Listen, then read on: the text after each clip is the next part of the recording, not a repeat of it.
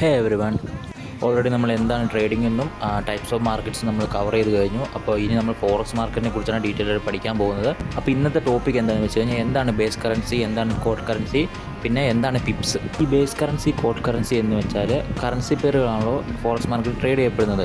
അപ്പോൾ അതിനകത്തെ first currency, ഇപ്പം ഒരു പേരെടുത്ത് കഴിഞ്ഞാൽ EUR USD എടുത്തു കഴിഞ്ഞാൽ അതിനകത്ത് EUR ആയിരിക്കും ബേസ് കറൻസി, USD ആയിരിക്കും എൻ്റെ കോഡ് കറൻസി.